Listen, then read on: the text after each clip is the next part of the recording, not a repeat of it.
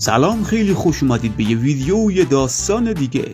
توی قسمت قبلی ماجراهای سولو لولینگ واجق و جینوو دیدیم که از طرف اداره شکارچیان ایالات متحده آمریکا سعی کردن جینوو رو چنان تحت تاثیر خودشون قرار بدن که جینوو با پای خودش پاشه بره آمریکا و بهشون التماس کنه که به عنوان یک شهروند آمریکایی قبولش بکنند. ولی خب جینوو ما کلوفتر از این حرفا بود، پس یه برگ از این بنده خدا ریخت که نتونستن حتی پاشن رو جمعش کنند. و اما در ادامه داستان میرسیم به خانم نورما سلنر و آقای مایکل که کلا برداشته بودن جمع کرده بودن اومده بودن آمریکا و الان در اداره شکارچیان ایالات متحده آمریکا برای گزارش دادن پیش رئیس اومده بودند. تمامی اتفاقات رو هم برای رئیس توضیح داده بودند، حتی برای مسائل پیش اومده کلی عذرخواهی هم میکردن. کلا نقششون به هم خورده بود و کسب کردن شکارچی سونگ جینوو کلا به هم خورده بود. بله، جناب رئیس هم بهشون میگفت شماها من که نخواستم بیان اینجا و عذرخواهی کنید. حالا بهم بگو مایکل دقیقاً چه اتفاقی افتاد؟ چی شد؟ جناب مایکل هم جواب میداد خب راستشو بخواد جناب رئیس، طبق شواهد و چیزهایی که خانم سلنر از شکارچی سونگ جینوو دیدند ما میتونیم حد و قدرت شکارچی سونگ جینوو رو در حد یکی از پادشاهان بزرگ ببینیم. با این حرفم جناب رئیس جا خورده بود، اصلا دیگه انتظار این رو نداشت. پس باز هم میپرسید خانم سلنر یعنی شما اعتقاد دارید که شکارچی سونگ جینوو واقعا قدرت یک شکارچی سطح ملی رو داره؟ شما از این بابت مطمئن هستید؟ خانم سلنر هم جواب میداد جناب رئیس والا نمیتونم منظور خودم رو درست حسابی بهتون بیان بکنم. در واقع بایستی بگم تمامی شکارچیانی که تا الان بررسیشون کردم قدرتشون طبق دیده من از یه جای دیگه‌ای دریافت میشه، از یک جهان دیگه‌ای. من میتونم اون ارتباط بین این قدرت و بدن اون انسان رو بیشتر بکنم و حسش بکنم اصلا. اما گاهی اون ارتباط اونقدر زیاد و قویه که تمامی فضای درونی اون شکارچی غرق در نوری درخشان و واقعا عظیمه که شدیداً میتابه. معمولا همین افراد که اینقدر شدید غرق نور عظیمی باشند بهشون میگیم پادشاه یا شکارچیان سطح ملی. ولی اون مرد شکارچی سونگ جینوو فرق میکرد. انگار بدن سلنر با فکر کردن بهش به لرزه افتاده بود و به زور در حالی که میلرزید میگفت اون چنین ارتباطی اصلا نداره، اصلا قدرت خودشو مثل باقی شکارچیان از نور نمیگیره. وقتی من به درون اون تاریکی نگاه کردم درونشم به من خیره شد. اون خود تاریکی مطلق بود، اونقدر دلهرآور بود که کم مونده بود از ترس بمیرم. جناب رئیسم جا خورده بود. تاریکی مطلق این چه معنی داشت؟ پس میپرسید میخوای بگی شکارچی سونگ جینوو یک شیطانه یا همچین چیزی ها؟ بانو سلنرم میگفت نه منظور من این نیست، من نمیدونم اون پسر خیره یا شره، فقط دارم از نوع قدرتش صحبت میکنم. نمیدونم چجوری بایستی بهتون بگم ولی توان قدرت اون مرد اینجوری نیست که از جای دیگه قرضش گرفته باشه، از طرف دیگه نمیاد، انگار در درونشه. درون اون مرد بدون هیچ محدودیتی سرشار از قدرته، چیزی بدون محدودیت قابل توصیف نیست. فقط میتونم بگم که قدرت اون مرد نامحدوده. آقای مایکل هم با تعجب میگفت بانو سلنر یعنی میگید قدرت شکارچی سونگ جینوو هیچ محدودیتی نداره، درسته؟ سلنر هم تایید میکرد و سرش رو تکون میداد. این واقعا خیلی خیلی عجیب بودش، اصلا ازش سر در نمی آوردن. پس جناب رئیس از بانو سلنر تشکر میکنه و بعدش هم خودش پا میشه که از اینجا بره. انگارم یه کاری داشت که بایستی انجامش میداد. مایکل هم میپرسید که میخواد کجا بره. آقای رئیس هم میگفت من دارم میرم به طبقه B24، تو هم همراه هم بیا مایکل. و در ادامه داستان سوار یک آسانسور میشن که انگار مستقیم داشت میرفت به یک مکان واقعا سری در آمریکا. در حین رفتنم که حرکت میکردن رئیس باز به مایکل میگفت گوش کن مایکل، ما هر طور که شده بایستی شکارچی سونگ جینوو رو به دست بیاریم. پس اگه نشه از قدرت بانو سلنر برای جذبش استفاده کرد بایستی هر طور که میشه انجامش بدیم. هر کاری که لازمه بایستی انجام بدیم مایکل، این خیلی مهمه. مردی که محدودیتی نداره، این واقعا خیلی عجیبه. ببینم مایکل تو اولین دروازه درجه S ایالات متحده آمریکا رو یادت میاد یا نه؟ مایکل هم جواب میداد البته که یادم میاد رئیس. اون دروازه‌ای بود که هیچ کسی نتونست پاکسازیش بکنه و ظرف یک هفته کلا فرو ریخت و باعث به وجود اومدن فاجعه عظیم شدش. چطور میشه همچین فاجعه بزرگی رو یادم بره؟ فاجعه‌ای که کل تاریخ آمریکا به هیچ عنوان فراموشش نمیکنه. حتی در اون فاجعه امریکا به تمامی دنیا فراخوان بزرگی داد و از تمامی شکارچیان برتر با وعده پاداش خیلی خیلی بزرگی درخواست دریافت کمک کرد. تا این فاجعه بزرگ به اتمام برسه، ولی تنها از بین تمامی اون شکارچیان سطح اس درجه بالا فقط 5 نفر تونستن زنده بمونن. به اون 5 نفرم قدرت، اختیارات و حتی پاداش واقعا خیلی زیادی داده شد و از همون موقع بود که شکارچیان سطح ملی مطرح شدند. شکارچیانی که از درجه سطح اس حتی فراتر بودند. اون حیولا هم هرگز کسی یادش نمیره.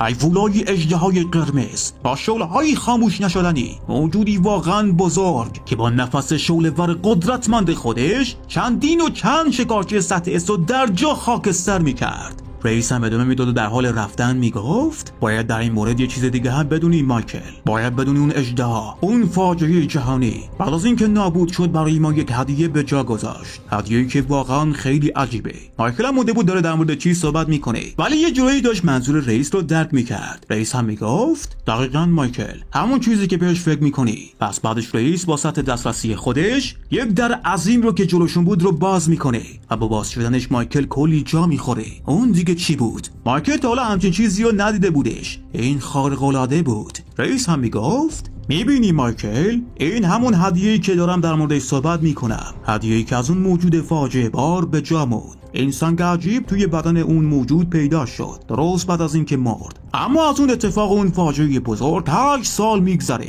اما در طی این مدت هیچ جادوگر یا شکارچی حتی در سطح ملی پیدا نشده که صاحب جدید این چیز عجیب غریب بشه. هیچ کدومشون نتونستن از این شی عجیب استفاده‌ای بکند. اما ممکنه این هدیه یه بار دیگه به ما کمک کنه و باعث بشه نظر شکارچی سونگ جین‌وو به کشور آمریکا تغییر کنه و دوباره آمریکا از این موجود عجیب غریب فاجعه بار هدیه بزرگی دریافت کنه. انگاری هم جنازه اسکلت شده یک کامیش، اژدهای بزرگی که 8 سال پیش فاجعه بزرگی به پا کرده بود و بیشتر از صدها شکارچی سطح اس نابود و خاکستر کرده بود، الان اینجا بود. حالا به نظر من خوراک اینه که سرباز سایه جین‌وو بشه. والا در ادامه داستان هم اینور توی کره جنوبی جین‌وو توی آپارتمانش بود و توی دستشویی داشت به صورت خودش توی آینه نگاه میکرد. با خودش هم میگفت درسته که بعد از باز بیداریم قیافم خیلی تغییر کرده، حتی کلی قد بلندتر شدم، ولی یعنی اینقدر خوشگل شدم؟ ولی خب من که قیافه معمولی دارم که. انگار مسئله ابراز احساسات بانوچا حسابی روی جین‌وو تاثیر گذاشته بود که قیافه خودش رو توی آینه بررسی کنه ببینه چه جوری شده اصلا.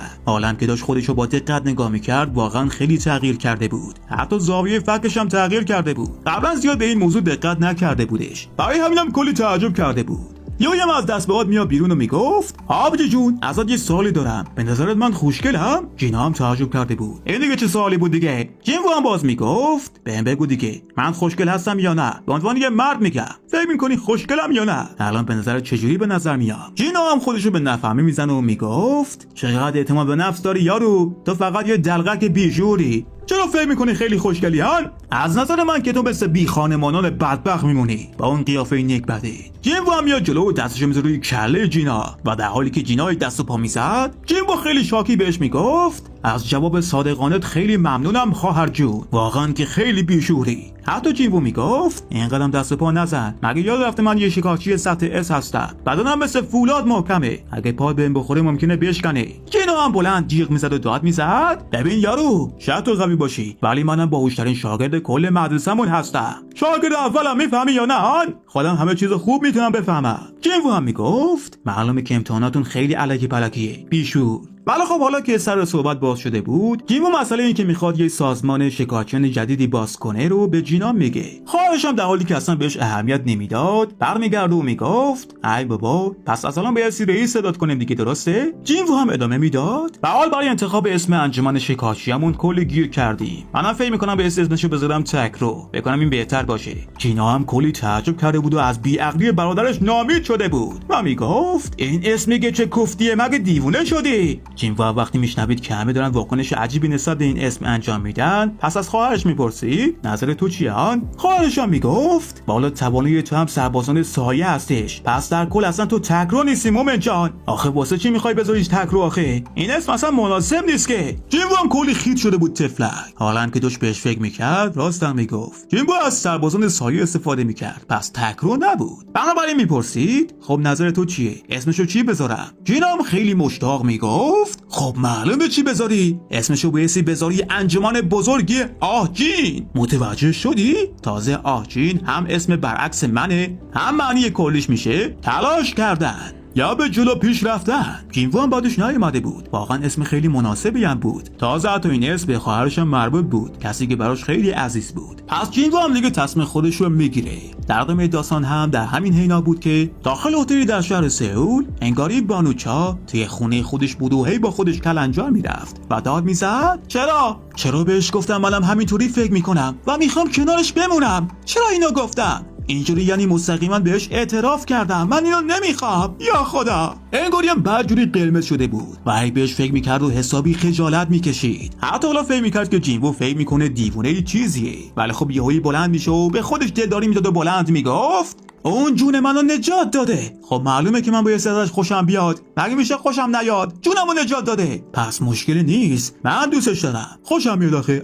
اما بازم نمیتونست آروم باشه و کلی استرس گرفته بودش و هی به بالشش مچ میزد و اونو توی صورت خودش فشار میداد. اما خب در همین حینا بود که یک باره یه چیزی به یاد میاره. در واقع در اصل به خاطر قدرت درمانی آقای مین بیون بود که تونست بانوچا زنده بمونه. آخه اون درمانش کرده بود. اما یک مسئله وجود داشت. زمانی که مین بیون داشت بانوچا رو درمان میکرد، انگار در عالم بیهوشی ازش خواهشی میکرد. ازش میخواست به جینوو چیزی رو بگه. و هی بلند و بلندتر بهش میگفت بانوچا لطفاً بهش بگو، لطفاً به شکارچی سونگ جینوو بگو مراقب خودش باشه. اون باید حواس خودش رو جمع کنه. یک خطر وحشتناک در کمینه، باید حواسش رو جمع کنه. هی بانوچا اون وقت اصرار میکرد. پس بلافاصله بانوچا از جا میپره و با خودش میگفت درسته اونجا اونو دیدم، اون بهم اینا رو گفت، ولی من یادم رفته بود. من بایستی برم شکارچی سونگ جینوو رو ببینم. انگار میخواست این اخطاری که اون درمانگره یعنی جناب مین بهش داده بود رو بره به جینوو بده. ولی خب چه خطری شکارچی سونگ جینوو رو تهدید میکرد؟ یعنی ربطی به موجودی که درونش بود داشت؟ در ادامه داستان بعد از مدتی توی یه روز جدید یک صبح زیبا در انجمن بزرگ شکارچیان شوالیه‌های کره جنوبی، یکی از 5 انجمن بزرگ کره،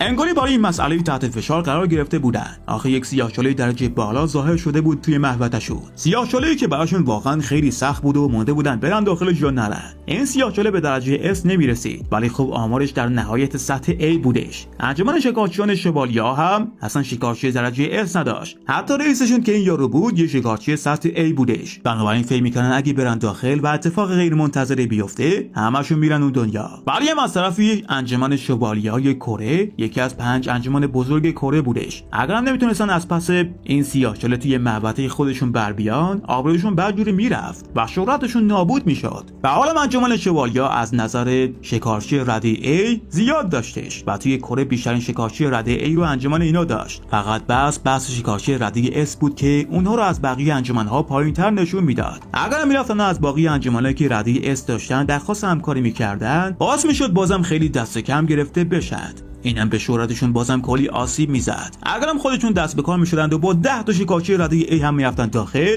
بازم امکان نابودی وجود داشت. تا اینکه یهویی این دختره یعنی بانو یریم که یه شکارچی رده A درمانگر بودش، بیا جلو پیشنهادی میده و میگفت پس نظرتون چیه فقط از یک نفر درخواست کمک بکنیم ها؟ ولی اول رئیس انجمن اصلا متوجه منظورش نمیشد. آخه یه شکارچی رده A دیگه اصلا چه به دردی میخورد؟ اونا نیاز به یه شکارچی رده S داشتن. اما وقتی منظور دختره رو متوجه میشن، کلی تعجب میکنن. شکارچی گریم درست میگفت. اون داشت در مورد شکارچی سونگ جینوو صحبت میکرد. این پیشنهاد واقعا فوق العاده ای بود. درست بود که با ارتباط گرفتن با باقی انجمن‌ها و درخواست کمک ازشون برای انجمن شوالیه‌ها بچه‌ی خوبی نداشت و شهرتشون خراب میشد. ولی کمک گرفتن از شکارچی سونگ جینوو هم باعث معروف‌تر شدنشون میشد، هم امنیتشون رو تضمین میکرد و موفقیتشون رو به حداقل میرسوند. آخه اون شکارچی واقعا معروفی بود و حتی به تنهایی جزیره جیاجو رو هم پاکسازی کرده بود. اخیراً فقط گفته میشد یک دروازه سیاهچاله رده بی که به رده قرمز تغییر کرده رو پاکسازی کرده و از اون موقع به سیاهچاله دیگه نرفته. پس فکر نمی‌کردن که سر شلوغ باشه و قطعاً بهشون کمک میکرد. پس اعضای انجمن می‌خواستن با شکارچی سونگ جینوو تماس بگیرن، اما رئیس انجمن میگفت تماسو بذار کنار، خودمون میریم به دیدنش و ازش مستقیم درخواست می‌کنیم. در ادامه داستان هم یه مدتی بعد این ور جینوو انگار توی دفتر کار انجمن خودش بودش. اونجا هم درباره اسمی که با جینا بهش فکر کرده بودن به یوجین میگفت، یعنی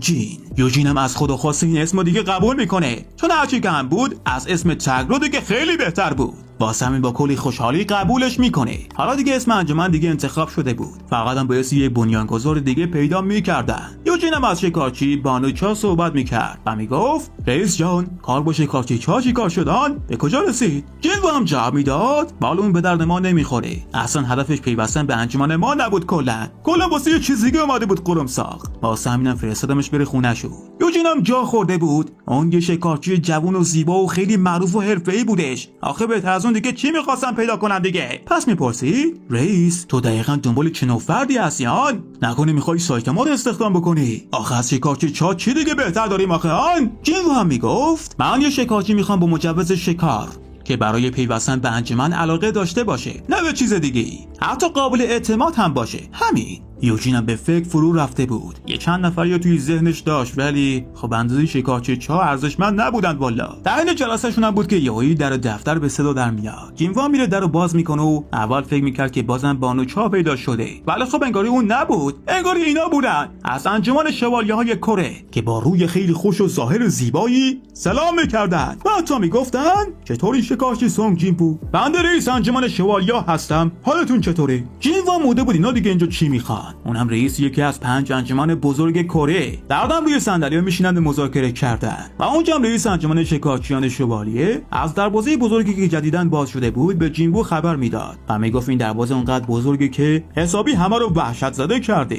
هر تو مردم هم با دیدنش کلی تعجب کرده بودند و وحشت کرده بودند. حتی آقای رئیس ادامه میداد اندازه و سطح رتبه دروازه ها با هم دیگه کلی فرق دارن، ولی گفته میشه که مانای این دروازه خیلی فشرده است و خیلی هم قویه، پس مطمئنا این سیاهچاله واقعا خیلی سخته و توی درجه هارد قرار داره. جینوو هم میگفت نکنه یه سیاهچاله رده اس آن یا چی؟ اون یارو رئیس هم جواب میداد راستش با بررسی کردنش متوجه شدن که این سیاهچاله توی رده A هستش، ولی بالاترین درجه رده A رو داره، درستم نزدیک به شهر بوستان ظاهر شده.